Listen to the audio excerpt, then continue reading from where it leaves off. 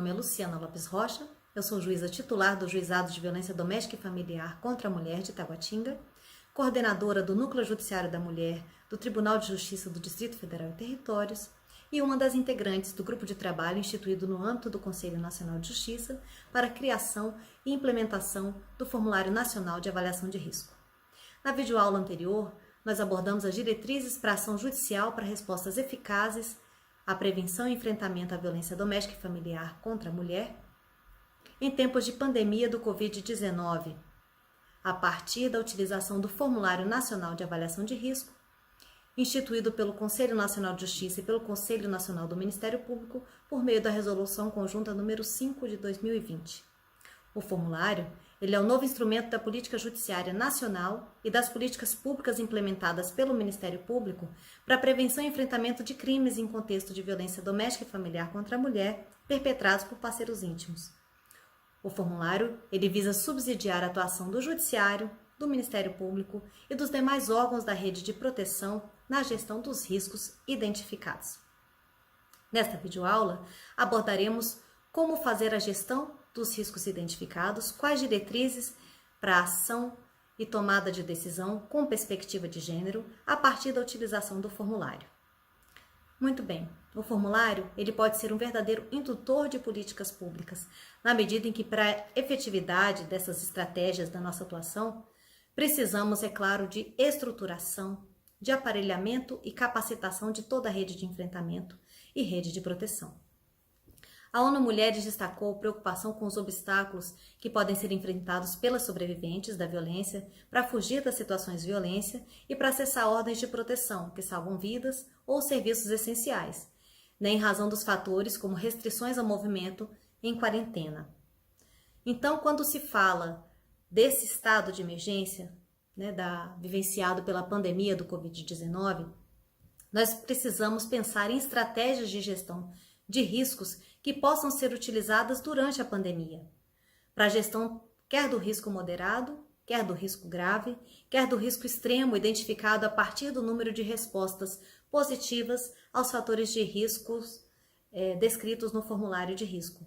Também devemos observar que alguns itens considerados críticos merecem especial atenção do sistema de justiça e sistema de segurança pública. Então, se os fatores de risco como uso de faca, comportamento controlador, ciúme excessivo, violências graves físicas forem identificados no formulário, merecem especial atenção como riscos de letalidade, de alta letalidade.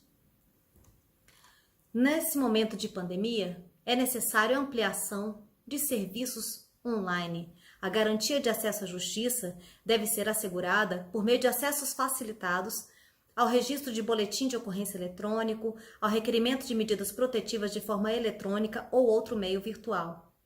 Mais abrigamento também é necessário.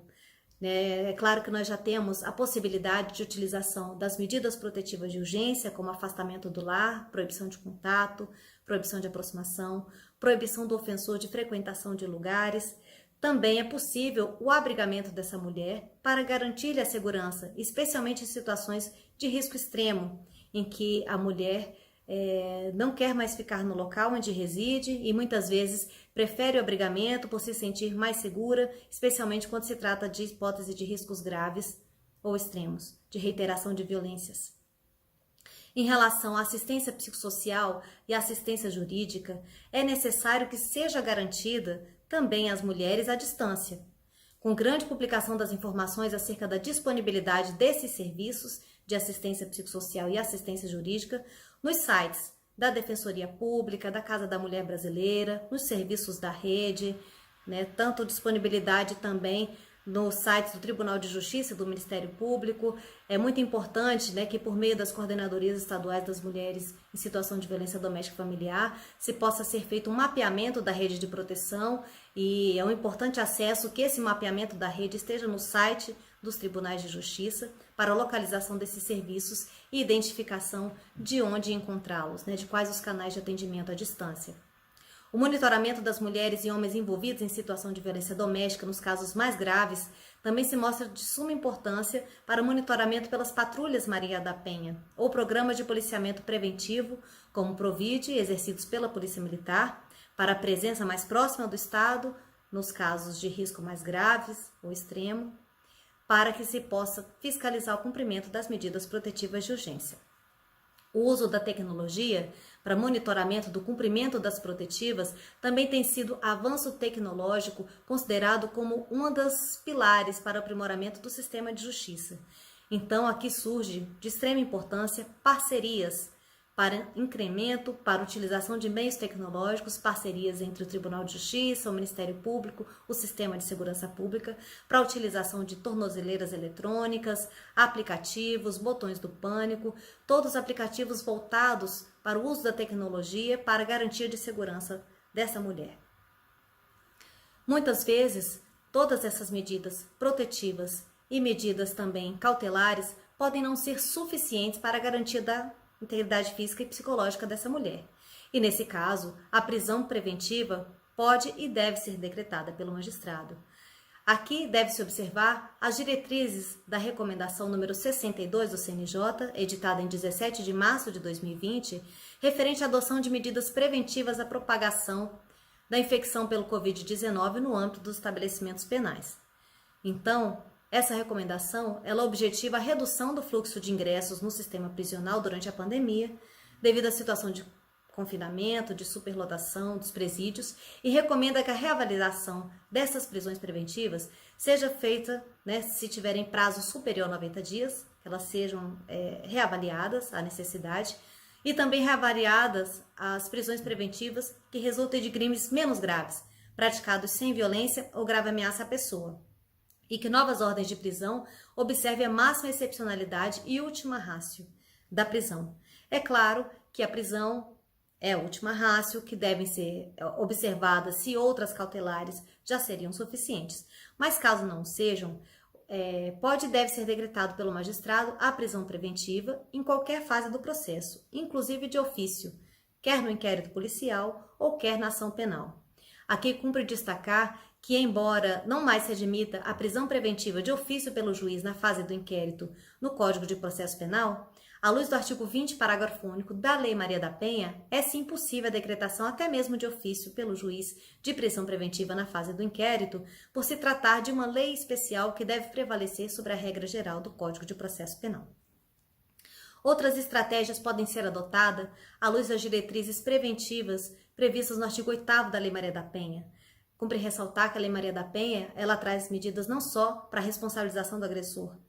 mas também para prevenção e para proteção, acolhimento, assistência e garantia de direitos dessa mulher. Portanto, a integração operacional entre o Poder Judiciário, o Ministério Público, a Defensoria Pública, com sistemas de saúde, segurança, trabalho, assistenciais,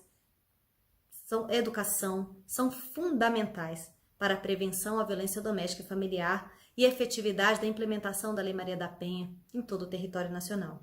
Portanto, nesse momento de pandemia, quando vemos que fatores econômicos também representam um fator de risco à reiteração de violências, é necessário que tenhamos pacotes emergenciais de benefícios, termos de cooperação técnica entre o Poder Judiciário, entre o Ministério Público, entre o Poder Executivo, para que sejam observados esses benefícios assistenciais às mulheres como garantia de direitos a uma vida livre de violência, com devida proteção e prevenção e garantia de direitos, fazendo assim com que seja cumprido o dever do Estado de contenção desses abusos e de acolhimento e proteção integral a essas mulheres em situação de violência doméstica e familiar. Além dos pacotes emergenciais, é muito importante campanhas na mídia de informação. A mídia, ela pode funcionar como uma importante rede de proteção prevista no artigo 8º da Lei Maria da Penha, ao evitar estereótipos de gênero, ao trazer informações importantes sobre o ciclo da violência, sobre a complexidade desse fenômeno, dificuldades para rompimento do ciclo. Pode também trazer informações importantes sobre os serviços de denúncia e acolhimento existentes na região, informações sobre serviços de orientação à distância, Ligue 180, serviços de telefone e emergência, o 190, campanhas explicativas sobre o ciclo da violência e sobre a importância de rompimento do silêncio pela vítima. Estudo feito pela Secretaria de Segurança Pública do Distrito Federal quanto aos feminicídios consumados verificou que em 69% das vítimas não registraram ocorrência anterior contra o autor, a mostrar que o rompimento do silêncio é sim uma forma de o Estado conseguir romper o ciclo da violência quando se faz o registro da denúncia do fato-crime.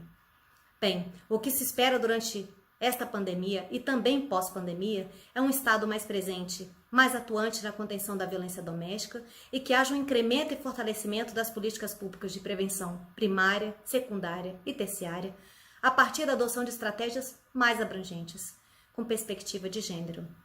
Já tivemos um grande avanço com a ampliação dos recursos tecnológicos, com a ampliação dos serviços online, que espero seja um caminho irreversível. Um grande ganho para a garantia de acesso à justiça. O uso da informática e dos meios tecnológicos, dos atos e comunicações processuais tem sido buscados especialmente durante a pandemia, para maior garantia de acesso à justiça e melhores resultados no serviço do judiciário, o que representa grande revolução. Parafraseando Débora Diniz, o que se espera pós-pandemia é uma sociedade com valores mais feministas. Bem, colegas, espero ter contribuído para subsidiar a tomada de decisão para respostas eficazes na prevenção e enfrentamento à violência doméstica e familiar em tempos de pandemia do Covid-19. Na próxima aula, vocês ficarão com a professora Regina Lúcia Nogueira, neurocientista e psicóloga, que abordará o tema importantíssimo da saúde e violência doméstica e familiar contra a mulher. Ela abordará os agravos do impacto da violência doméstica sobre o cérebro devido aos estressores traumáticos adicionais da pandemia do Covid-19.